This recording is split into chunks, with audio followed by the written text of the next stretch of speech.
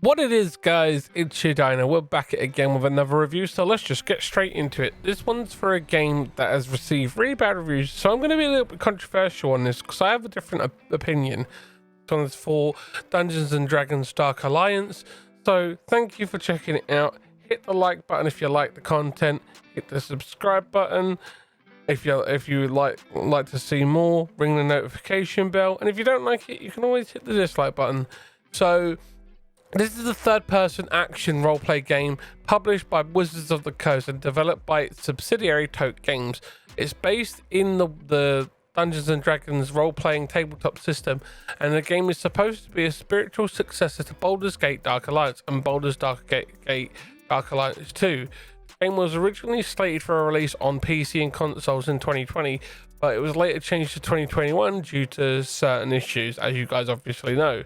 The gameplay is set in the tundra region of Icewind Dale and features characters from R.A. Salvatore's novel series The Legend of Drizzt, including 4 playable characters so far: Drizzt Do'Urden, the Drow, Catti-brie, the archer character, Bruno Battlehammer, the dwarf, and Wulfgar, the Reged King.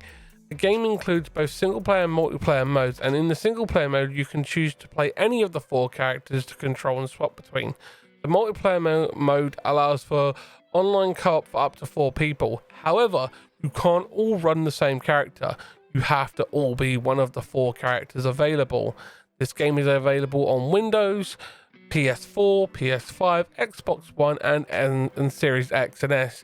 It uses the Unreal Engine 4, and it is a good game. I know that there are a lot of bugs and there are a lot of issues with it, but overall, it is a really good game, and the development and the reception that it's received isn't really founded, in my opinion. I feel like the way it's been received is just very negative. People have built it up in their heads and expected this grandiose game that is on par with the tremendously well received games of Dark Alliance, Baldur's Gate Dark Alliance 1 and 2. So the setting of the game is set in the Forgotten Realms timeline and is set after the 1988 novel The Crystal Shard, which is the first book in R.A. Salvatore's The Icewind Dale trilogy and the 4th book in the Legend of Drizzt series. The game takes place in the Icewind Dale region of Faerun. On the connection that Salvatore said that, first of all, if you read the books and you play the game, you'll probably get more satisfying experience out of the game.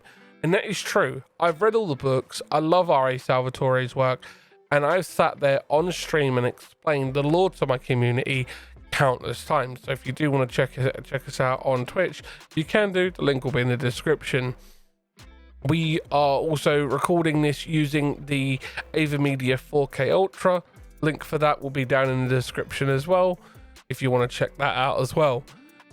But the gameplay, it's solid. It has some issues, hit recognition, like damage boxes and stuff like that. But for a company that haven't made a game like this in a while, obviously it's going to have bugs. But it has an upgrade path. They are working on 2 free DLCs, and they are making a premium DLC which adds actual gameplay in the form of a new character and a new quest line. That was already announced in their post-release timeline for the game. So there is stuff coming. It isn't like it's just one and done and they're just going to get rid of it. This game is also on Xbox Game Pass. So if you do have that, you can check it out for free. You don't have to spend any money. And I definitely recommend doing that, because that's the way I've been playing it on Game Pass. It's a great game. It's free because I pay for Game Pass. So it's one of those hundreds of games that I can play that was available on day one. So it's great value for money. And you can play as all 4 characters, like I said: Wulfgar, Bruno, Drizzt, and Catti-brie. They all tie into the books. There are over 30 books that have been written in the Forgotten Realms world. And this one is a very good job. They've done a great job in tying it in. I do jump between some things in here. I show off the fact that you got the Trials of Tempest, which is the tutorial, but then I go straight into the game and show off the gameplay. I have to say that I have spent a lot of time playing this with my community, and I've been playing with a consistent group of people, and we've all been playing it and enjoying it. The grind is fun. Yes, it can feel a little bit repetitive if you're doing it over and over and over again, but that's the way all games are if they have a grind to it. I do like the difficulty system, as you can see there, 1 through 6. It's based on a combat power level system. Each character has a different one as they start because they're different types of characters. Dritz Duerden is a duelist / assassin as it relates to him. And then you've got Catibri, who is a sniper / archer. You have Bruno Battlehammer, who is classed as a tank. And then you have the barbarian, Ulfgar, who is classed as a damage dealer and aggressive type. So it's basically, you have to take the world of Dungeons and Dragons and transfer it into an action adventure roleplay game. And I feel like for the most part, they've done a great job. It's got a diverse character portfolio. It's got great enemies that have their own unique individual quirks. And the story that they've done isn't bad. I mean, it's not bad at all. And I think that I've enjoyed it. I've sunk hours and hours into this game. I've got almost 2 characters up to level 20. Characters rocking almost full legendary gear. And it's a really cool game. We have played it quite a bit, and it has taken us a while to get to that point. But the point is that this game is meant to be played with people. It's more fun playing games together. However, cool thing about the game is this. It has your main objective, as you can see in the top right hand corner, and then you also have objectives that are optional. For example, receiving all the different dwarven mugs on this level and defeating a special unique enemy within the map. You also have environmental difficulties, as you can see here, by the fact that there is ice from the dragon that was shown off in the cutscene. It damages your character and will cause slow, and you have to heal from that. Some characters have certain abilities like that. As you can see with the gameplay of Dritz, you have 2 abilities on the top left hand corner of the little direction bit in the bottom left. It's up there. It shows you have your long press and your short press. Each skill is different. At the start of the game you only have 2, but as you level up and unlock more moves and more feats, you can get more powers. And you also have your ultimate. For Dritz, he summons his Astral Panther, Guinevere. For Catibri, she uses the power of her legendary bow and fires magical arrows that pierce through all enemies and do a lot of damage. Then with Ulfgar, he has the ability to do this basically giant spinneroonie tornado that does massive damage, and it also affects elemental damage as well. And then with the tank class, which is Bruno Battlehammer, you have like this rallying cry that if your enemies come into that area, they don't do as much damage to you, and it also keeps your character's stamina up. I've cut through to the end of the level, and as you can see, you get your attacks, your level summary that winds out your experience and how you did in the battle. It does a really good job of that, and you do have a level system, as you can see, attribute points and feat points. That's how you upgrade your character and unlock all their feats and abilities. You do also have your character stat sheet, and you can upgrade your character with different items, as you can see here. That is the loot that I earned from the first level.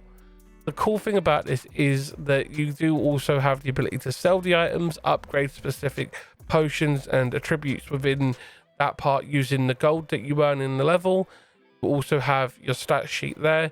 You can go into more detail and look into like crit chance and stuff like that. It is very D&D inspired, but they have translated it over to the gaming world very well. And you also have a lot of lore here in the form of the journal, and the items that you find tells you about different characters and stuff like that. They also show off, again, progression, feats and stuff like that, where you can go and you can sell gear that you don't want to use. You have your attribute points there. You also have your equipment that you've unlocked, and you'll go to the central area in the hub world where you can pick up the stuff, you can trade, you can do training on the attack dummies, and you can study the lore that is involved with each individual campaign within the game, because there are multiple campaigns and there are also multiple dungeons. They've done a really good job with the game, and I feel that overall the hate that this game has received is unfounded. It's not hard to be putting the game on this massive pedestal from the previous games, and when you do that, you're gonna get disappointed because it's not going to live up to what you expected. However, if you go into this game with an open mind and expect it to have some quirks, some bugs, it is a good game to play. I've spent a good few hours on this game, probably got about 30-40 hours into it, and I've completed the entire storyline on the middle level difficulty through most of the levels at 3. I've done some at 4, done a couple at 6, and a couple at 5. The difficulty does scale, it does get more difficult. Do not go into levels where you are vastly underpowered, because the game is gonna punish you. It's a good game, a lot of fun to play with people, and the quick play system that it has where you can jump in with random people works great. The only problem is that they use a peer-to-peer system, I think, that causes a lot of lag. If people don't have good connections and you have a good connection, you're going to experience these issues. As you can see there, it shows off the different character stuff. There's also the different items you can use, and it's a good game. Overall, I'd give it a solid 8 out of 10 because no game's perfect. Anyway, guys, thanks for watching. If you have a difference of opinion, put it in the comments below. I'll check it out. And as always, guys, thanks for watching. There will be more reviews coming very soon. Thanks for watching, and I'll see you in the next one. Take care. Bye, guys.